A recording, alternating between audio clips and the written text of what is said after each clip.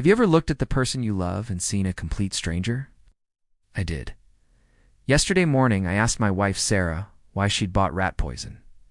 We don't have rats. Her face froze, the color draining from it. She stammered something about a friend's recommendation for a pest problem she never mentioned.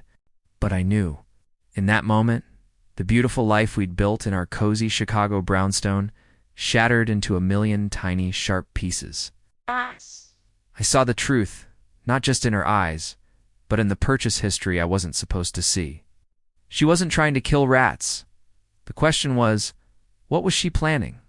If you want to hear how this story ends, make sure you hit that subscribe button and turn on notifications.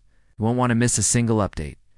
It all started 3 months ago. Shift in the air, a new distance in her touch.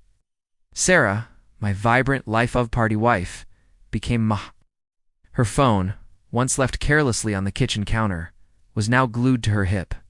Late nights at the office became more frequent. She'd come home smelling of a cologne that wasn't mine, a cloying, expensive scent I started to despise. I was a partner at a downtown law firm, used to long hours myself, so I tried to be understanding. I told myself it was stress, told myself I was being paranoid. But a lawyer's mind is trained to see patterns, and the pattern here was screaming betrayal. The confirmation was both mundane and soul-crushing. Our shared cloud account, a folder she must have forgotten to hide, filled with photos. Photos of her with him. His name was Marcus, a slick real estate developer I'd met once at a charity gala. He had that predatory smile and eyes that roamed. In the pictures, they were in hotel rooms, laughing over candlelit dinners, tangled in bedsheets. The Sarah in those photos was a woman I hadn't seen in years, radiant, carefree, utterly in love. My first reaction wasn't anger. It was a deep, gut-wrenching pain that stole the air from my lungs. I stumbled into the bathroom and threw up, my body rejecting the reality my mind couldn't process. For a full day, I was a ghost in my own home, just going through the motions, the world a blurry, muted mess. The breakdown was silent, internal, but absolute. I felt the love I had for her curdle into something cold and hard. By the second day, the grief gave way to a chilling clarity. I wasn't going to scream or cry or confront her. No, that would be too easy to clean. She had carefully constructed a web of lies to dismantle my life. I would meticulously construct a cage to dismantle hers. My legal training kicked in. This was no longer a marriage, it was a case. Opponent, Sarah. Objective. Total victory. I spent the next 2 months living a double life. To her, I was the loving, slightly oblivious husband, even suggesting a couple's getaway to reconnect. To myself, I was an investigator. I documented everything. I hired a discreet private investigator who provided a trove of evidence, hotel receipts, text messages, even video footage of them kissing in a parking garage. I made copies of all her financial records, uncovering a secret bank account where Marcus had been depositing large sums of money. The poison, it turned out, wasn't for me. It was for her. Marcus was convincing her to slowly poison me, making it look like a natural illness, so they could inherit my assets and be together. The rat poison was just the beginning of her research.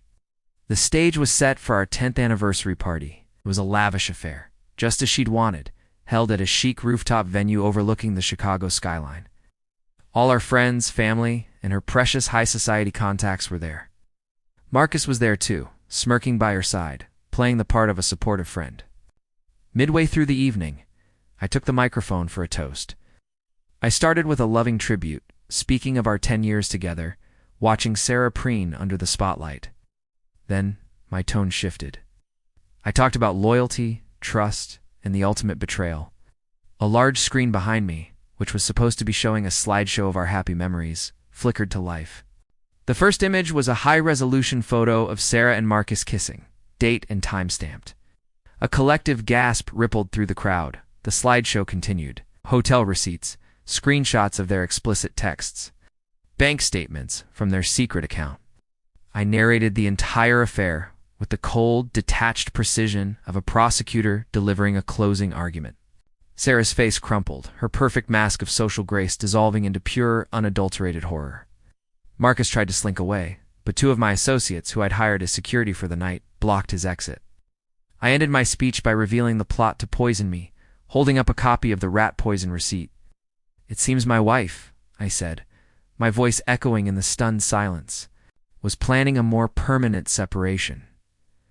The police, whom I had called just before my toast, arrived right on cue. They led a sobbing, hysterical Sarah and a pale, trembling Marcus away in handcuffs.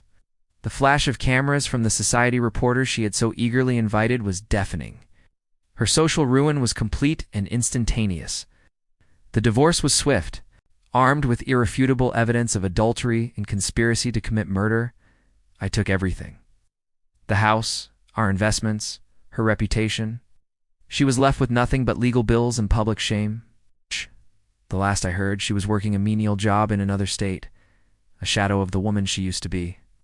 Sometimes, late at night, I sit in this quiet house and think about her. I don't feel anger or sadness anymore. I just feel nothing. A vast, empty quiet where love used to be. And in that silence, I find my peace. The end.